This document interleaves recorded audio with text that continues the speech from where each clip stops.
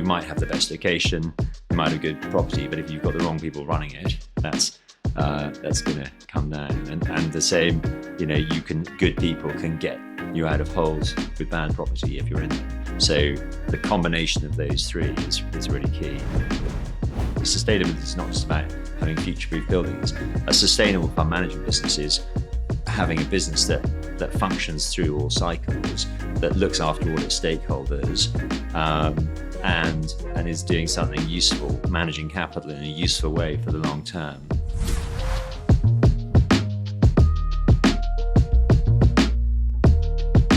Welcome to the People Property Place podcast. Today we are joined by Hugo Llewelyn, a serial entrepreneur and founder of B Corp business Newcore Capital Management.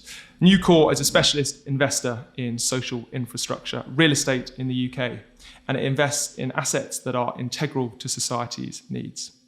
The business was founded with a belief that capital managers can provide strong returns for investors and intentionally create a positive impact for people and the planet.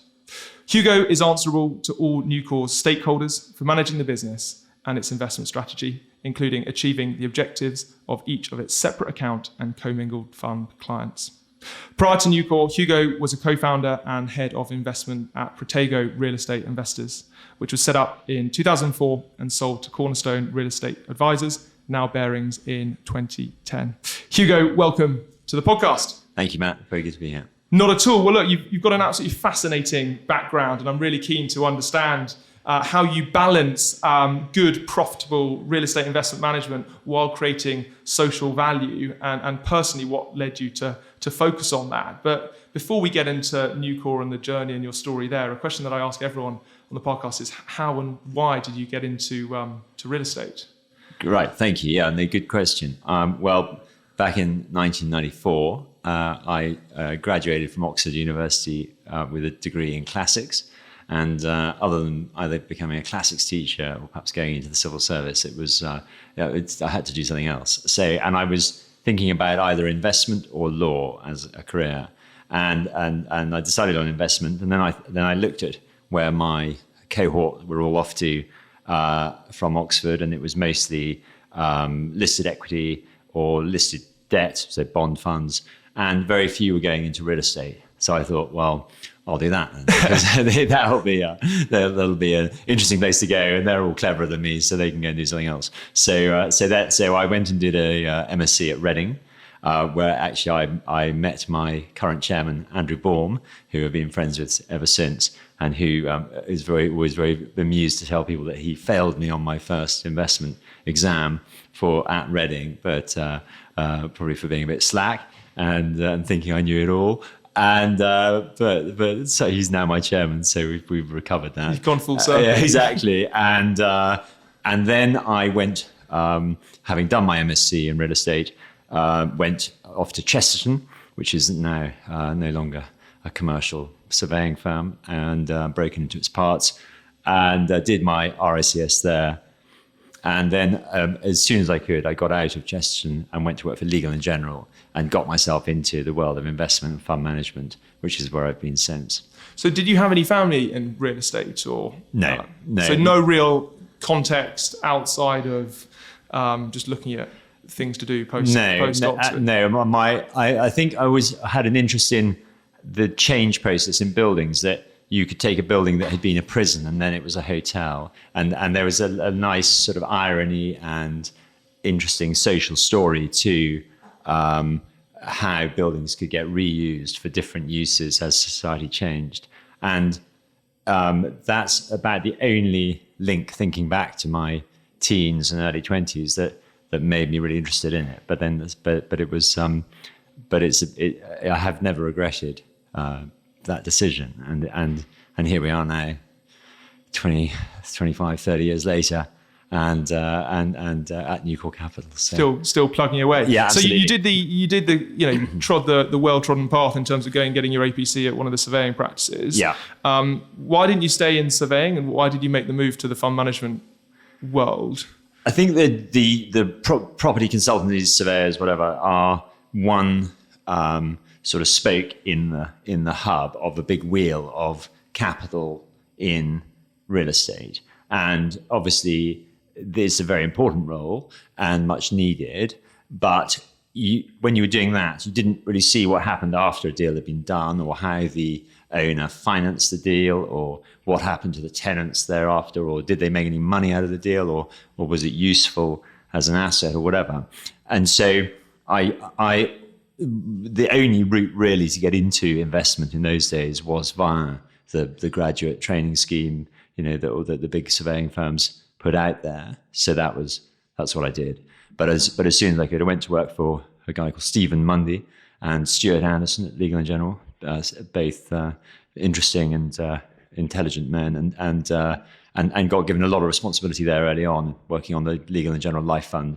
And and if we sort of advance the story a bit, after a couple of years there, L&G was selling off all their small assets. And so I went to Steve and said, look, Steve, we're mad selling off really nice sort of small assets just because they're small. Why don't we put them all into a pool, put some debt against them? L&G can release the money, and I'll run it.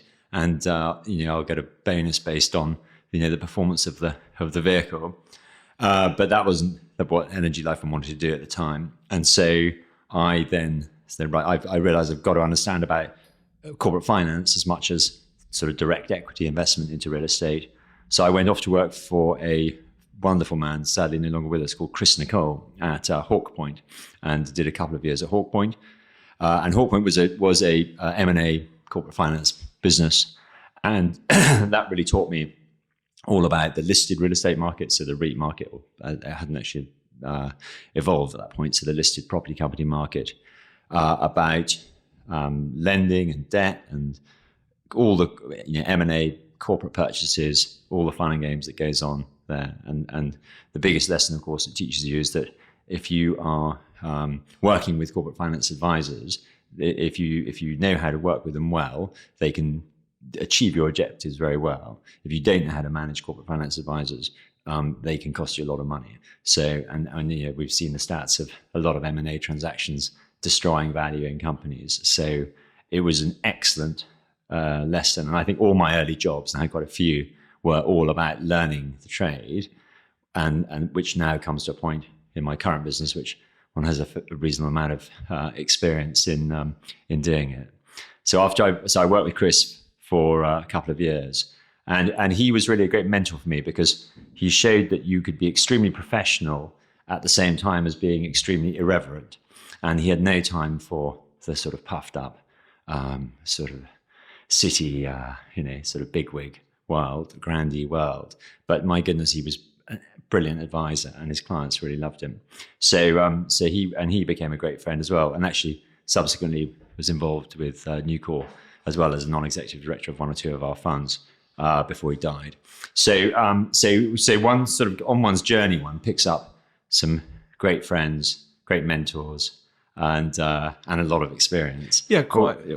I was going to say, you clearly at that stage in your career, you really prioritise learning over earning. Yes, exactly. And values of relationships and networks, and going from surveying to fund management to kind of looking at your skill set and going, actually, how can I add another string to my bow, and kind of moving to the corporate finance world. I guess, given the fact you went to Oxford, you're very academic kind of growing up. Were you kind of more technically minded, or did you have to work quite hard in terms of modelling and getting your head around the financing piece? I've got a good legal brain, I think. I really like words. I like structure. I like what things mean, and that's natural. So, and I've always been good at remembering information. So in that world where exams were the primary factor, and I'll give you an example. My Greek translation exam in my finals was basically all about Thucydides, who wrote a long set of books about the Peloponnese Wars, obviously in ancient Greek, and I was useless at Greek. So I read a whole lot in English and remembered the structure, so that when I came to do the exam, and I thought, right, that's book 6, chapter 3. I thought, right, what the hell happened then? And then sort of remembered it, and then I got it. So yeah, I think I don't think I was academic in the way that some very clever classicists are, but one had techniques to crafty to use what intellect one did have to get there in the right way. So did you have to work quite hard when it came to modelling and mathematics and underwriting? I like maths. I've always loved maths, actually, Okay, and I love pure maths. I love how numbers interact and how beautiful and symmetrical numbers are, and that's the case. I'm actually married to a maths teacher as well, so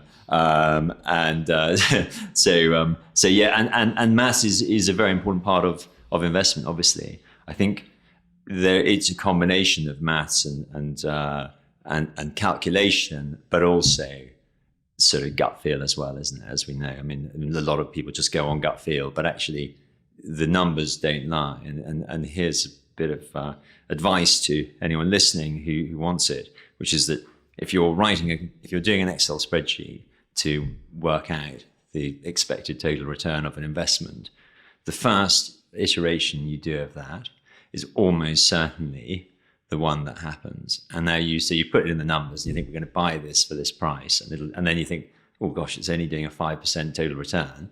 So that you should then stop and say, right, we're not paying that price, they're paying a lower price.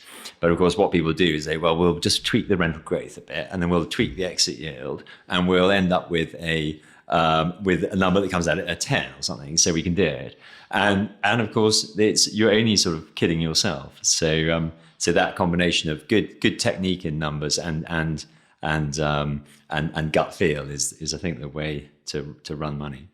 So after a little bit of time at Hawke Point, you moved back into the fund management or institutional world at Aberdeen, right? Yeah, that's right. I had a brief stint at Aberdeen with Ian Reid and Charles Weeks and a number of others. And then Aberdeen Property Investors was being sold by Aberdeen Asset Management. They got into trouble with their split capital trust situation, and they needed to shore up their balance sheet. So it was agreed that we'd hive off API into a listed business on its own. But also Martin Gilbert, who ran Aberdeen, ran a trade sale process as well, fair enough. And actually, it came to a point where the API was going to be sold to British Land. Our Swedish colleagues didn't like it very much.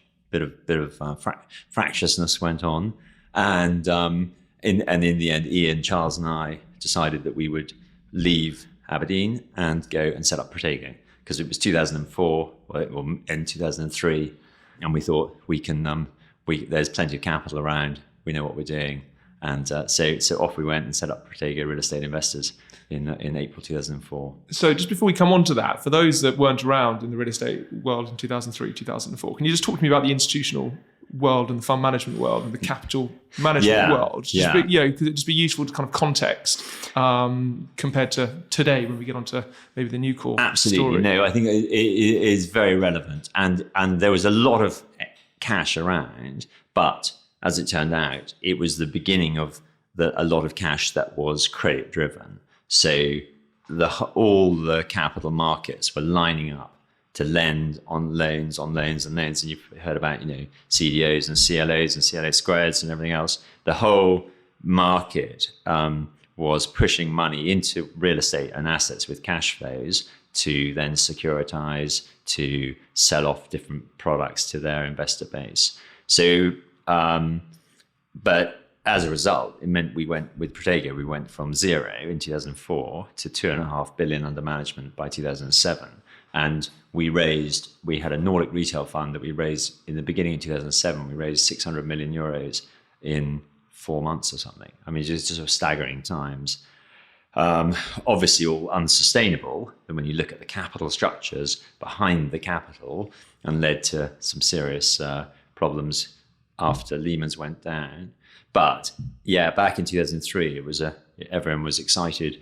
Real estate was back on form. You remember there was a sort of tech bubble, and in one sort of single days in London, you'd be at a dinner party, and there would be someone who just set up a tech firm and would reckon they made their first 10 million or something, and you're sitting there and they're going, you work for Aberdeen sort of asset management or something, or Aberdeen Property Investors, and like, oh really, what's property, what's that sort of thing, or can you come and have a look at my drain or something? So we were really the sort of poor cousins of all the people in the tech world.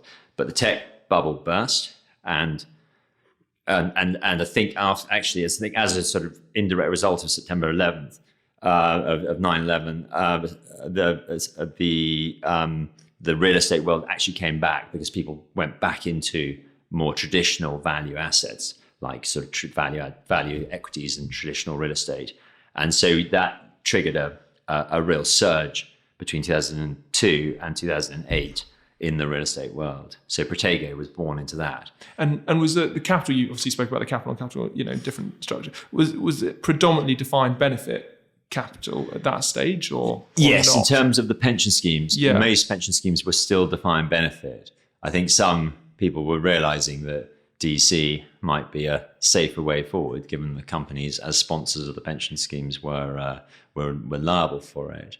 And but the world had moved on from all the Mirror Group and the Maxwell scandals, and that shift was beginning, but it was DB schemes, and DB schemes obviously very sort of keen on real estate as an asset class. So there was plenty of capital around, but you didn't need plenty of equity capital, because in 2004, 5, 6, by about 2006. The banks and the high street lenders there was a rule of thumb. You could borrow 90% loan to value at 90 basis points over base rate, and they would do it in 9 days. Wow. So and in some cases, some banks were doing it almost without any documentation. So that is what the sort of high pitch that the banking sector got to at that time. And of course, it drove an unbelievable gambling environment where you bought hopefully not us, but a lot of people did. You bought an asset and then you thought you could turn it around in 3 minutes and sell it on to the next people, and they were borrowing money. So when the music stopped there, obviously a lot of equity was destroyed, and a lot of junior debt was destroyed, and actually a lot of senior debt was destroyed as well. So and it was only not completely destroyed because of QE and banks being bailed out. Perhaps we can talk about that in a minute because it's relevant. Yeah, it's come almost full circle. So you set Protego up. Why did you set Protego up, and what was the kind of the risk or the cost personally at that stage of doing it? So Protego, which means I protect in Latin, and then there was some usefulness of my degree. And it also means I put a hedge around as well. And Charles and Ian were experts at the whole property derivatives market. So we issued with Barclays Capital some PICs, property index certificates, and which is a proxy for IPD in the market. A really interesting investment. But the reason we set it up is because we were all business-minded but entrepreneurial as well, and there are very few business managers in real estate investment, very few people who go about setting up a capital management businesses in real estate. A lot of people fall into those roles. Either they're investors or surveyors who suddenly end up at the top of the tree, or they are people who work for a bank, and the bank shelves their private equity businesses. And you see some good examples of that in 2006-7. HSBC, for example, sold to their management all of their teams, all of their businesses as well. So creating a real estate investment management business is not easy. Ian was very good at it, and he had gone to Aberdeen. This is Ian Reid, and he'd gone to Aberdeen and from Barclays and set about trying to put together a lot of different sort of smaller fund management businesses into one to build up an API platform. So when we all left in end of 2003, that skill was there. Charlie Weeks, who you might know, who's just recently stepped down as head of Barings Europe and Asia, is a super person. He was our head of business development, and I headed up the investment side. And oversaw our deployment of our capital and the debt financing and everything else. So we had the skills. We got very lucky with some guys from UBS Wealth Management who had just been taken in by UBS to deploy about 10 billion into real estate, because they had a massive wealth management fund that didn't have any exposure, and this was 2003-4. So they appointed us as a UK separate account manager to run that. So that was just amazing. We issued quite a big PIC issuance, which paid us a very nice fee. That gave us the working capital, and on we went, and then we built up various funds and clients, and I think we had 9 funds and clients by 2007, wow. 2008. So it was pretty fast flowing for sure. And what was the strategy from a real estate perspective at that stage? It was a generalist commercial real estate strategy. So we owned retail and industrial, which were the skills of some of the team we recruited, and a few offices, but not many. And looking back, that business wouldn't work now because I think institutional capital either wants real scale or specialism, like a single track. Yeah, no, like station infrastructure for us, exactly. Yeah. And so to get to 2.5 billion of generalist assets, and we started off in the UK, and then we moved out into Europe. I think it was a sort of top of the market time in terms of there was so much money that you could earn reasonable fees from having a very generalist strategy, just being in real estate, and there was capital that wasn't in real estate that liked us and wanted our skills. So, but I think, and as I look back at the Protego days, there were a lot of very good points about it, and we had a lot of fun and have made some good friends amongst our investors and our staff and the partners. And there were a lot of mistakes that we made, which, for example, having of our 9 funds, 2 were highly levered going into 2008, so all the equity was lost on those.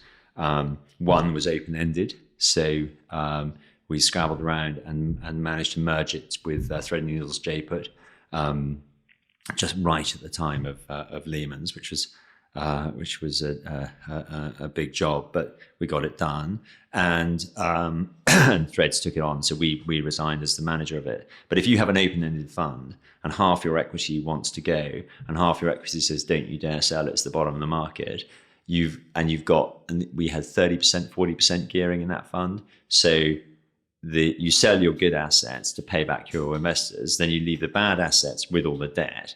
You're stuck. Yeah. And Threads had a very good JPUT in those days, and they had lots of cash in the JPUT. They were unlevered, so they were able to take over our fund, which was about 100 million in size, and offer redemptions to those who wanted redemptions, and offer shares to those who wanted to stay and pay down the debt.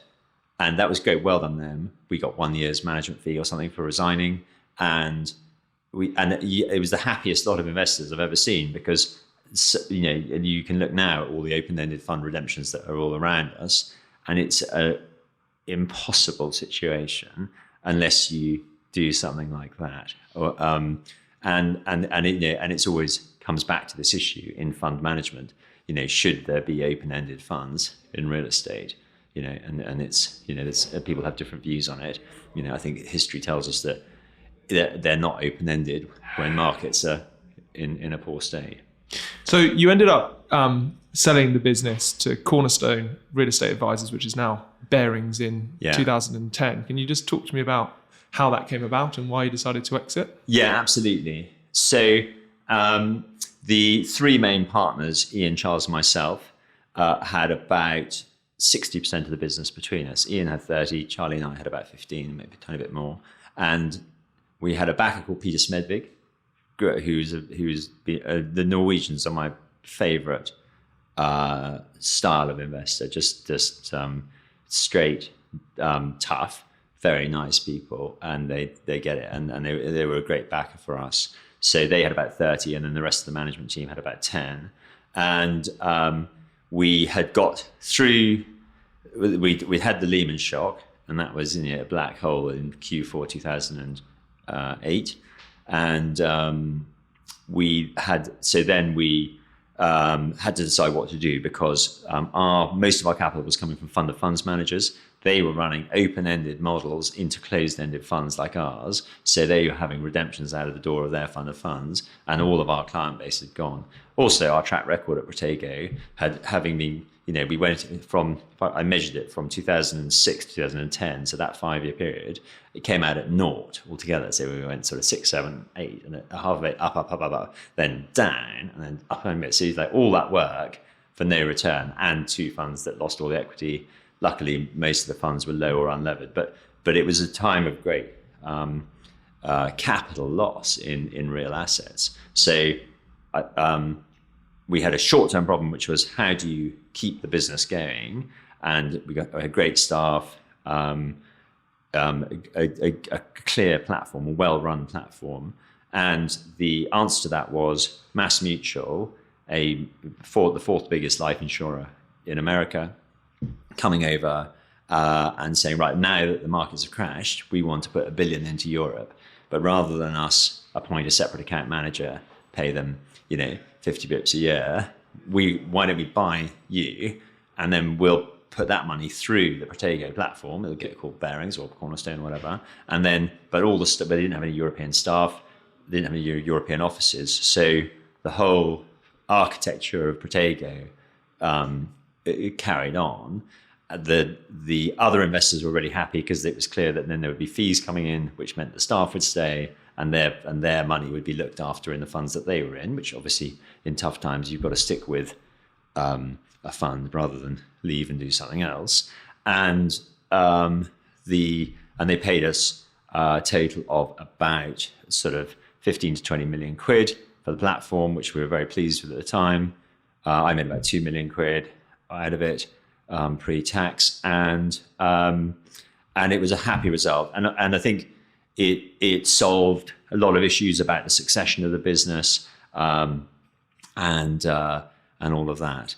And it also meant that it was in tough times. I think everyone quite likes a big investor. There might be more bureaucracy and paperwork and different people to answer to, yeah. But there's that MassMutual and Barings Fund Management is a huge business that carries on. So and that's worth a lot, I think, in those tough times when people have young families and and all of that.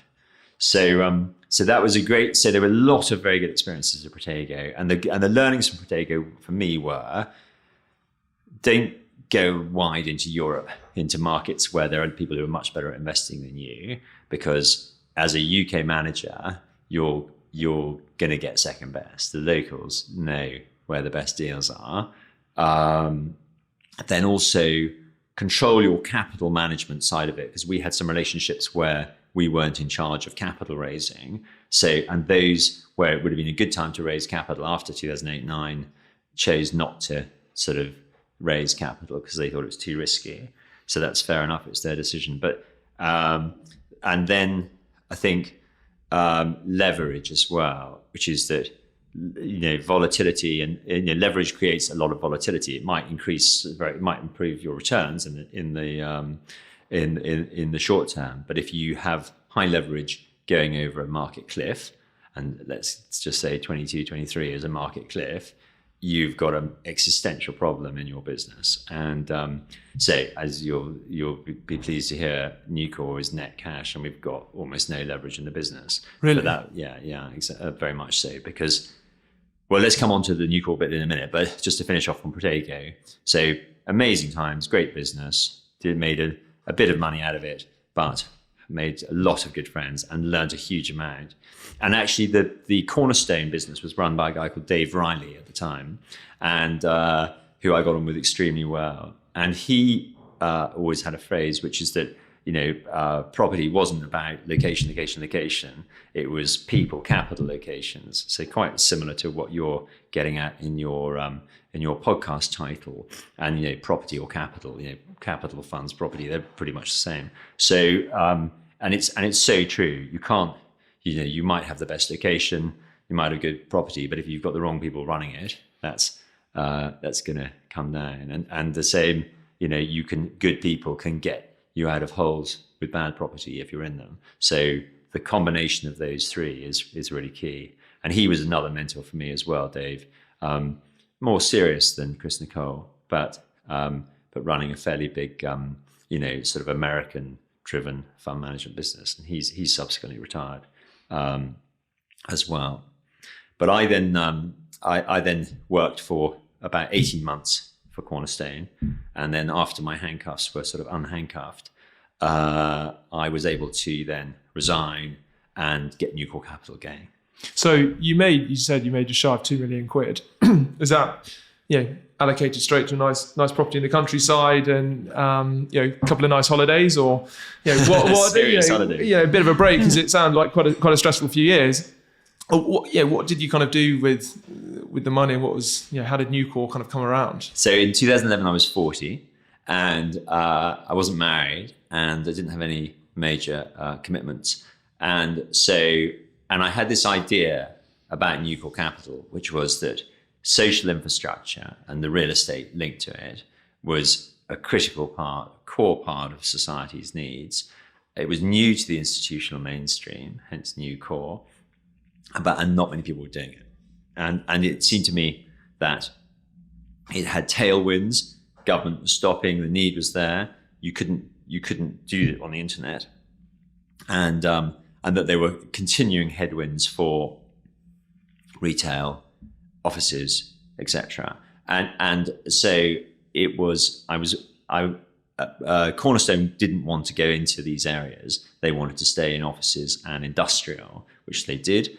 And so for me, it was right. Okay, I'll go and set up Newcore. And I had the working capital to get the business going, and I had enough money to put into the first fund to get some other people to invest in it as well. So a bit of co-invest. That's right. Well, actually, the first time, no one was interested in social infrastructure in 2011.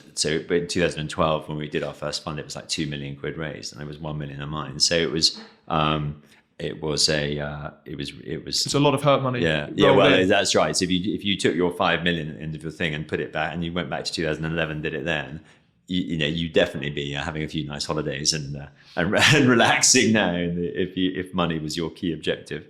So there was, but as a result, an absolutely brilliant asset class to be in, because we set about creating a hub at Newcore that understood all of the market dynamics of this area of real estate. And just to be clear, so social infrastructure, and correct me if I'm wrong, is education, healthcare, sciences, roadside and transport, storage and waste management. Yeah. Is that right? Just in terms of you would classify it as an asset class? We would define social infrastructure as the products and services that society needs to function on a daily basis. So that is things like education, healthcare, waste management, funeral services, pathology, some storage uses, and so on. And for us, they're all asset backed essentially, and we wanted to own the freehold assets leased to operators working in those areas, and that's what we've done ever since. And there are other ways of getting social infrastructure return risk exposure. You can own equity you could buy Southern Cross like Blackstone did. And when they bought it, it was a pretty much unlevered asset owning care home company. When they sold it, it was a highly levered opco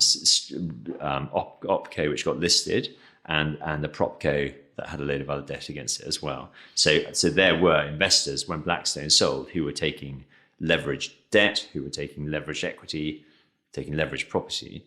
So there are lots of ways that you can get your exposure. For us, it's very clear.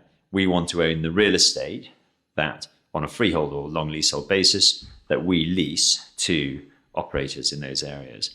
Motorway service operators, funeral services operators, clinical healthcare, whatever it is. But with the underlying thread that what they do is needed by society. It's often underprovided by local authorities and the house builders who work with them, because if you've got a massive house building project of 5,000 houses, the social infrastructure might be 5% of the total value of that. So the house builders don't care about it. So it gets forgotten. But that's great for us because we come along and provide it. and the demand is there, and from service users, and the demand is therefore from the tenants who we work with. So you put your money, you put your money into the kind of the fund. You went and raised a couple of other £1 million.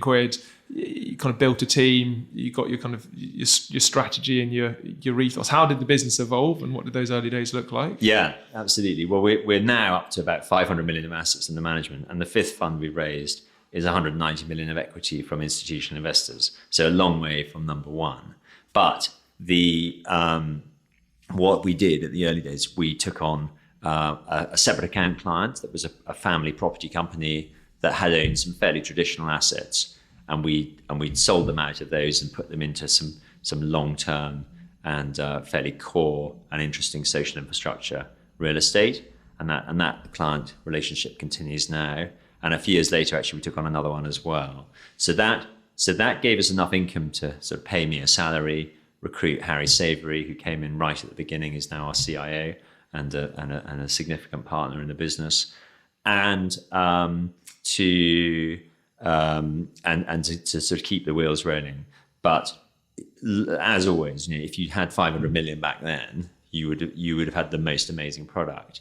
And then by the time we got to this place where bond yields were just artificially low, all core real estate was getting overpriced because it was just linked. People were taking bonds at 1.5, take 3 on that. So we'll take a 5% IRR and we'll pay 2% therefore for industrial property in London.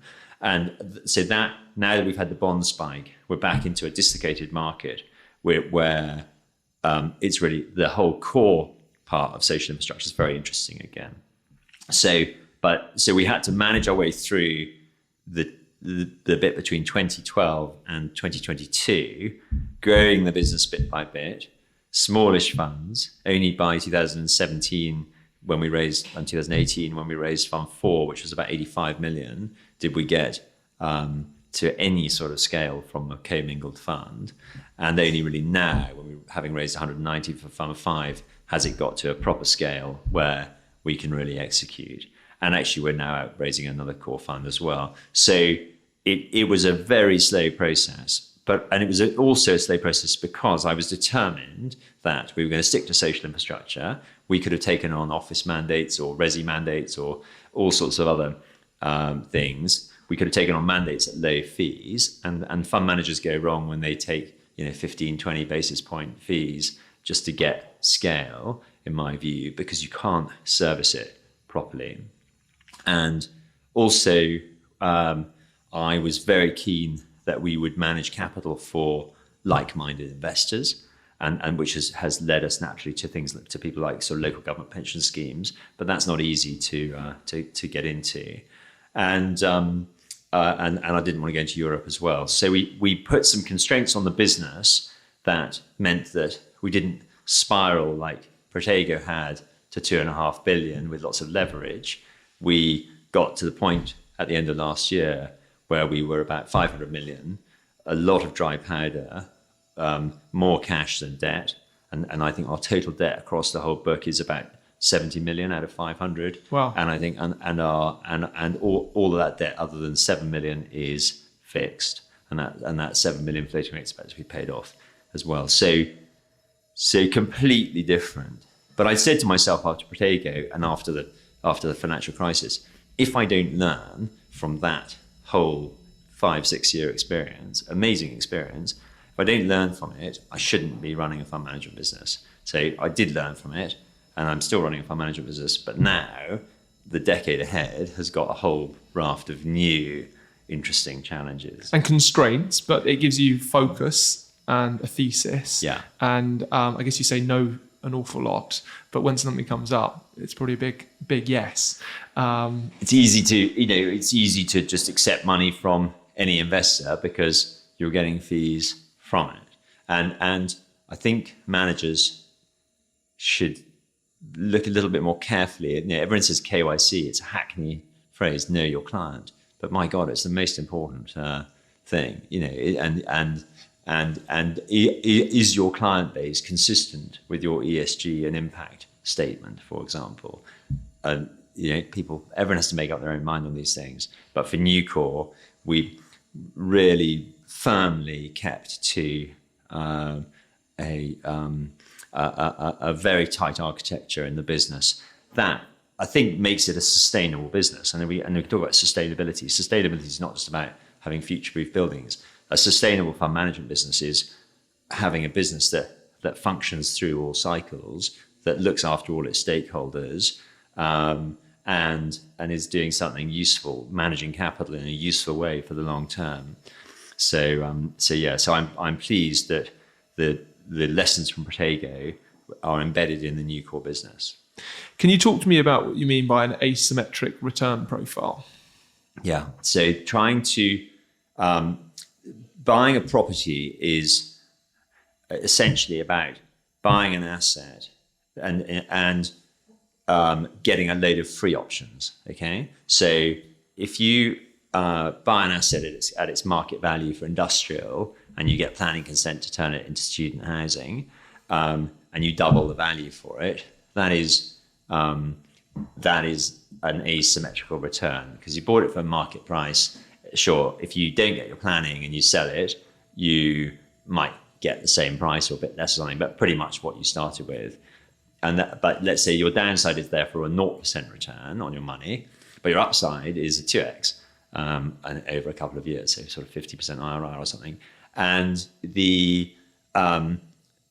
that is because you bought something which had an option embedded into it, the optionality of taking it through for student or for some other use, and you didn't have to pay for that option. So the converse of that is buying an industrial property at the price that the consented student scheme would have for the land, and saying, oh, well, we want to do students, so we're just going to pay up for this because we know it'll get consent for student. Now then, you've paid twice the price that you should have paid, and guess what? It doesn't get its consent, and you've lost half your money when you sell it for the original industrial price, and you've had a lot of sort of hassle on the way through. So that's the asymmetry of returns, and in every investment we're looking for optionality. So you might have an asset which is leased to a tenant, and you think that if the tenant goes bust, you can let it at a higher level. That's great, because that's not usually included in the price. If you are expert about the levels of rent for that sort of asset, optionality gets carved away as you take things like listed buildings. That's taking away optionality. The green belt, same. Long leasehold properties, horizontal interests, freehold assets or leasehold assets with covenants over them.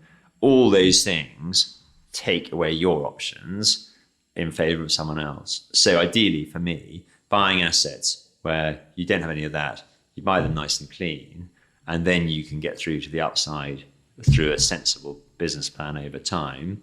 That's our thesis of investment. And there's a rule of thumb in our portfolio that we wouldn't mind any of our tenants going bust, because they, in the case of all the funds, the tenants have put more money into our buildings often than we do for buying the buildings. So we'll buy something vacant and then we'll lease it to our tenant at a nice low rent, and they will and they'll put a load of money in as tenants improvements. So even if they go bust, someone will then come and pay us market rent for that improved building.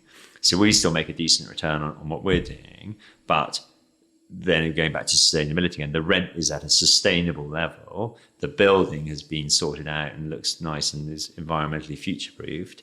So you're getting through the sort of the key points of what is a sustainable investment, and that's very important as well, alongside that asymmetrical risk return.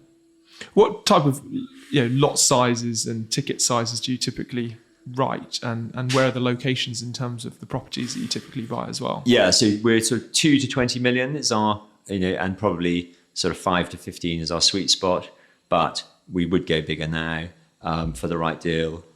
We've just bid on something in the 20s. Our main area geographically is the southeastern London, and then heading out to Bristol and Bath. And that's because those are markets we know well. they're close to our office. So if we're dealing with architects or planners or taking tenants around or whatever, we're only an hour or two from the building. I also have a strong sense, which again is lesson from the Protegos, which is that there are much better property investors than me up in Manchester or in Leeds or in Edinburgh who know the market backwards. So I prefer to really get to know a local geographical area, and which we, the investment team, has done. And then you know the agents there, you know the local authorities, you get really good deal flow from what's going on. You've got a good understanding of the lie of the land. And that's worked for us. And we're not trying to be, 50 billion or something. Our natural next stages of growth are to get up to about $1 billion. But, there's £1 billion worth of real estate within, half a mile radius of our office easily. So you don't have to go, off to the Scilly Isles or something to find get it. Yeah, quite. You became a B Corp a couple of years ago, one of the first investment managers to do so. And I also read that your management platform is carbon neutral, and you have a foundation as well, which is responsible for distributing at least 10% of the profits to charity, and your employees can volunteer up to 10% of their time. And you've also donated £600,000 to a number of charities since 2011. Can you just talk to me a little bit about values and principles and where that fits in and why you're so committed to going so far with this as well? The B Corp certification is great. It is just that, an external certification. So the real test, I think, is, when you come into our business, is there that balance of, looking after all your stakeholders? And I hope there is, and I hope people who know us think that there is as well, because we try hard.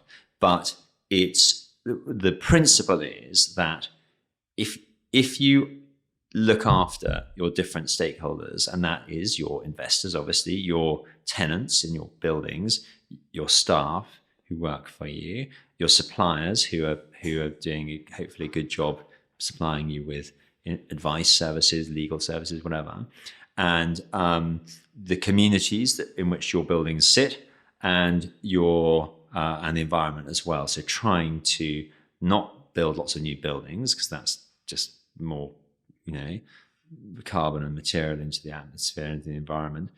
Try and repurpose buildings for useful uses, future-proof them. Try and get your tenants to reduce their utilities wastage. Understand what the carbon emissions are. All of these things, if you do them in a balanced way and for a long-term purpose, then your shareholders will benefit much more in the long term than they would.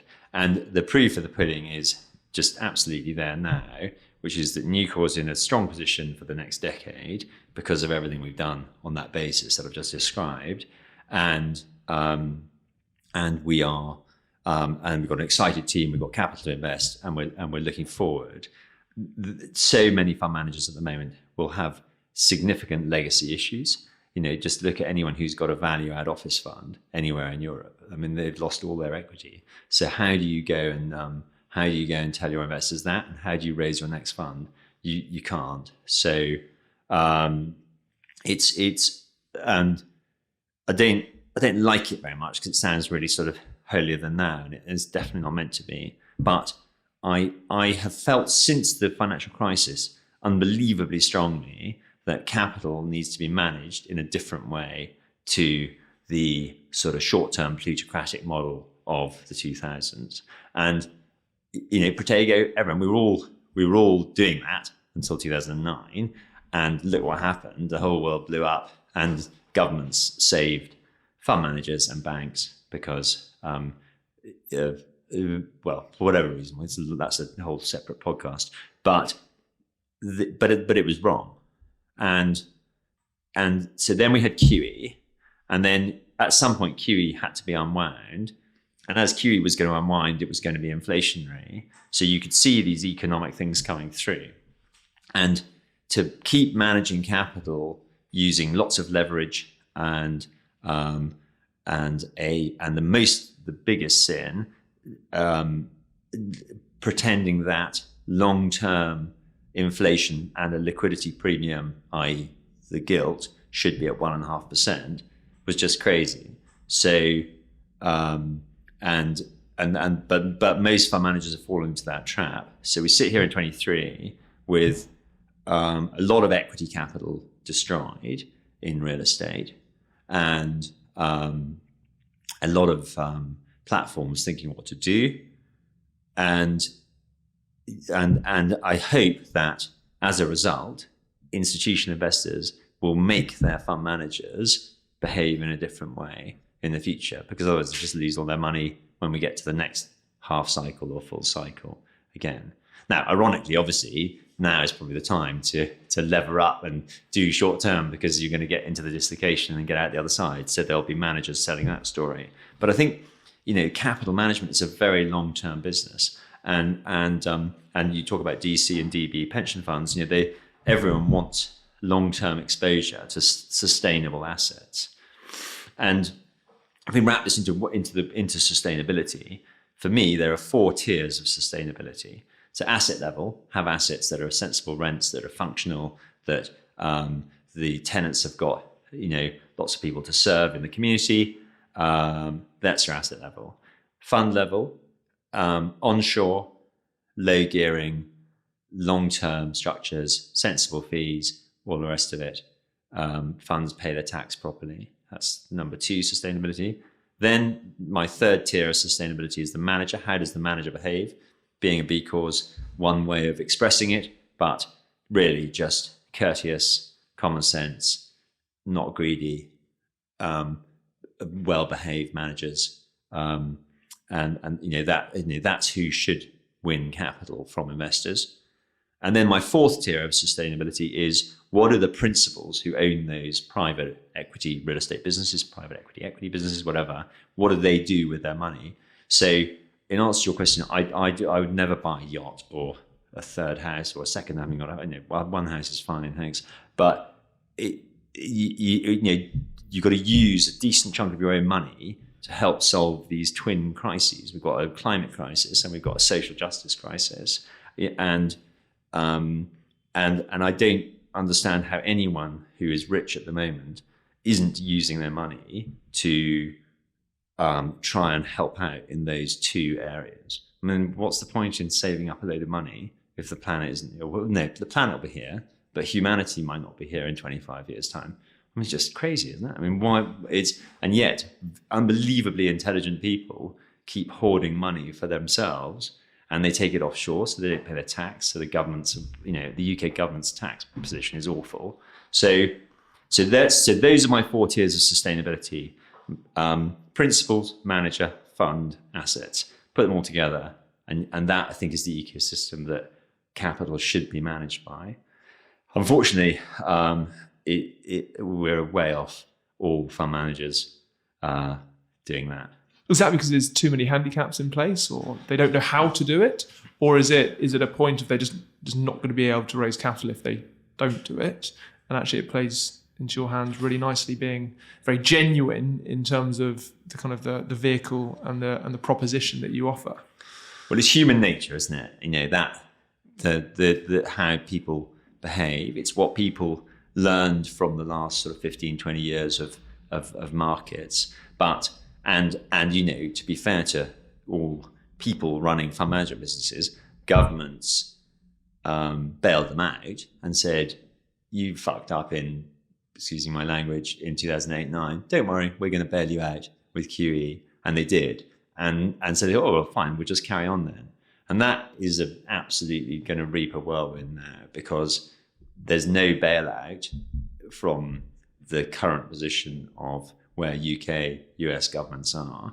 High gilt yields are just repricing risk assets throughout the world, and also making it incredibly expensive for governments to fund their debt.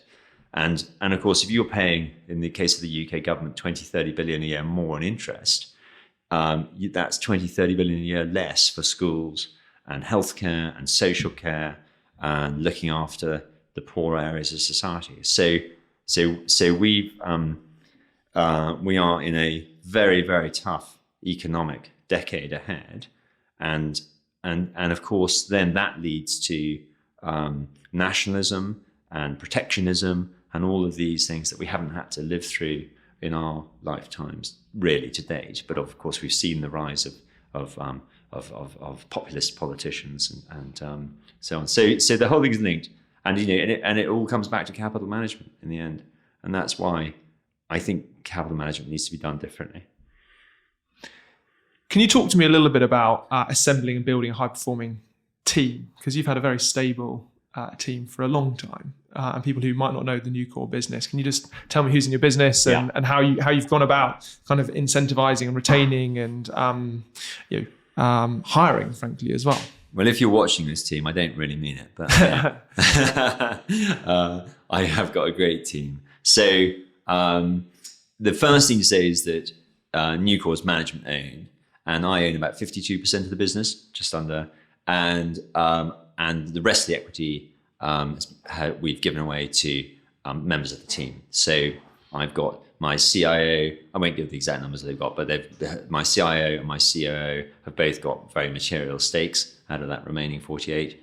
My chairman, Andrew Baum, has got a 10% stake in the business. So he's very much engaged in what we're doing. And we have, in total, 9 partners in the business who are actually employees. So we pay employers and employees national insurance on their salaries, and that's an important point. But they have an ownership stake as well. By spreading the equity in the business, we've got a much better business in terms of alignment and motivation and longevity of staff, because you reward the people you want to keep. And obviously, if they leave to go and work for a competitor, they're likely to lose that equity because it's a sort of good leaver, bad leaver provision. And so it does all the right things. And as a result, so Harry Saverman, my CIO, has been with me. He since 6 months after the business got going, sort of wrote me a letter and said, "Senior, set it up. Are you looking for an assistant on the investment side?" And so he's been with the business over 10 years now. Neil Sarkell, our COO, has been with me about 8 years, and again as a material equity holder. Kate Sandel, who's our sustainability director, we're really pleased that Kate joined us. She joined us about 2 years ago, and she had been the director of B-Lab, which is the charity behind the B Corp movement. And she actually went to work for another firm for a few months, having left B-Lab, and wasn't really enjoying it. And I was having a coffee with her. So we got her to become our director of sustainability. And that's been super. She's just so strong on policy and on the sort of common sense and courtesy around sustainability. She's had to learn a lot about real estate because a large part of that role, at least a third, if not more, is about environmental, future-proofing and about measuring your carbon emissions and all of that. So, which really comes from a property and asset management side, not from a sort of sustainability policy side. But that's great. So yeah, and that really is this. But the strength of the business has been in giving away equity, subject to people hitting targets, of course, and doing what they're meant to be doing. But once they've got the equity, they're really engaged in the business, and you're not worrying every day that they might go off and work for someone else. Well, they might, but I think we're hopefully big enough now to sort of be over that sort of hump. You mentioned you're in the process of raising your 6th fund.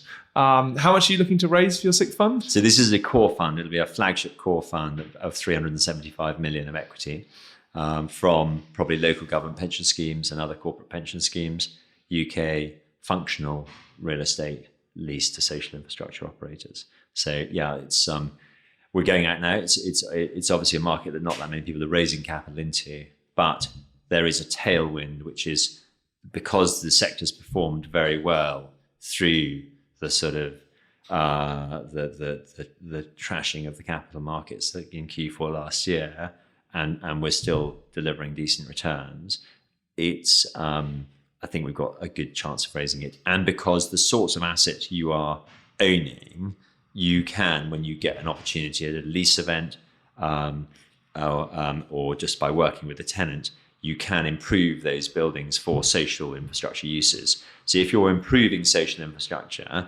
that I think sensibly counts as positive social impact. In its most obvious case, we buy a vacant building, convert it into a special educational needs school and lease it, and 120 children are being taught there a year later. That's a very easy journey to measure what you had to start with, and that's 120 new places for SEN, and all done in a way where you're making a sensible return for the fund.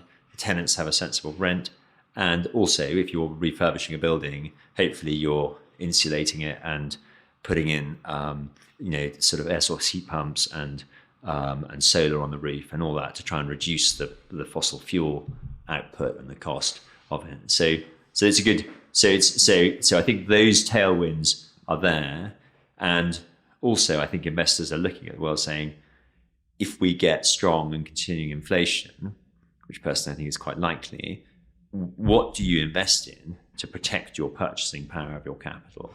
Because if you bought a 10-year bond at just sub 5% yield now, you could get locked in to a scenario where inflation runs at 8-9% and you lose a lot of capital value on your bond if you wanted to sell it in the secondary market. And then obviously we know the travails of traditional real estate, offices in particular, going through their sort of shopping centre moment, should we say. And so there are limited places to own real assets, which should perform through a tough economic environment. As we draw to a close, a question that I ask everyone that comes on the podcast: if you had £500 million worth of capital, who are the people, what property, in which place would you look to deploy that capital? Take your 375 sixth fund out of it. How and who would you go about deploying that? Yeah, well, absolutely. You can't say sort of motorway service areas and veterinary practices and all that, which one would love to, but it's sort of trying to do that anyway. So I gave this some thought, Matt, and I thought I hope you wouldn't mind if I slightly bend your rules a bit, which is that if I could take your 500 million and go back to 1792. Right. All right. So we have in 1792. How much is it worth if we go all the way back to 1792? I'm hoping it's 500 million. You're hoping it's okay, fine. Yeah, no. Well, maybe it's about 50 quid. Yeah, time value of money. Exactly. But so there we have the Duke of Sutherland. He is he owns pretty much the whole of Sutherland, and he is kicking off all his tenants and taxmen, which is the name of the sort of licensees doing their local farming around the Highlands, and reletting the whole of the Highlands to big tenant farmers who sheep got much more hardy. So we're going to see the whole of Sutherland getting deforested and turn it into a desert, basically. And so I was thinking about this, which is that we would go along to the Duke of Sutherland, and who was doing it because he wanted the money, and I think for 500 million he would sell, and his agent was a guy called James Locke, who was probably the most hated man in Scotland as a result, but he was clearly an unbelievably good land manager, because he managed to sort of shoo out through the Highland clearances all these poor people, and off they went to the coast. And so we're going to use James to not do that, but to manage the Highlands in a much more sensible way. Keep the Scots pine, keep the biodiversity, and it's going to have an interesting impact as well, because I heard I was looking at your previous podcast, and someone else was talking about afforestation or stopping deforestation, which is great. But this one has an interesting, because of course what happened is when you had the Highland clearances in 1792 on to the 1830s, you had this massive emigration of Scottish people to America. And And one of the outputs of that is that a Scottish person went to America and spawned a populist president. And I was wondering that maybe if we changed history back in 1792, that might not have happened, and maybe we would be in a sort of slightly different framework now. As they say, you tread on a butterfly back in prehistoric times, and it changes the world today. So that's my 500 million. Buy up Sutherland, keep it as a wilderness, and let the people who live there continue living there. And James Locke will be remembered as a nicer person for it. And if we were to do it in today's context, who and how and where would you look at deploying? So then all right. So can we work with the Belizean government or another sort of coral reef government to protect? So actually, Belize has done an interesting thing. It did a blue bond, which was that it refinanced some of its very expensive national debt through an American philanthropic foundation that charged it a much lower interest rate on that debt, or a portion of it, in return for the Belizean government protecting and enhancing its barrier reef. So the Belizean barrier reef is the second biggest barrier reef in the world.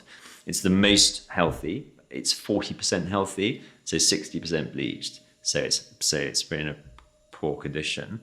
But deploying capital into land-based initiatives that can change our ecosystem for the better, I think that's what we have to do with our money. So that again, and guess what? That is good business sense as well, because the interest rate that the foundation are getting on their money is about 5% instead of say 15%. But the positive impact that has, and it makes Belize a more tourist-friendly country, reduces the sort of social sort of friction in the country, and it's a better investment for the investors. So I believe strongly that we need to use the capital that we have in ways that don't just make a financial return, but actually have long-term benefit to solve either that climate crisis or that big social divide that's been growing since 2008. Well, look, if Harry Savory is interviewing anybody to join his investment team and ask the old interview question that I've asked you, I think you've shared a couple of insights in terms of maybe how people could navigate that question in terms of where they would deploy their capital to get onto the next stage of the interview process. But Hugo, you've had a fascinating career, very interesting background, lots of learnings that you've clearly taken and thought long and hard about, but then clearly actioned. And I'm really excited to see what you and the rest of the team go on to do in this rather challenging investment management landscape. Thanks, Matt. Thanks for having me. Not at all. Well, look, all the best. Thank you.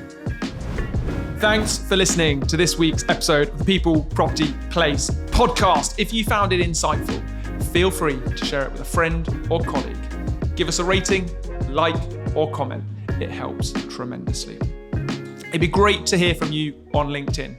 I'm super open-minded to recommendations of guests that we should have on the show or areas of the market we should explore further. So do drop me a message. The People Property Place podcast is powered by Rockborn. The team recruit leadership and future leadership hires for real estate owners, funds, investors, and developers. So if you're looking to hire top talent for your business, head over to the website www.rockborn.com, where you'll be able to find a wealth of information, or feel free to drop me a message on LinkedIn. Have a great day wherever you are, and I look forward to catching you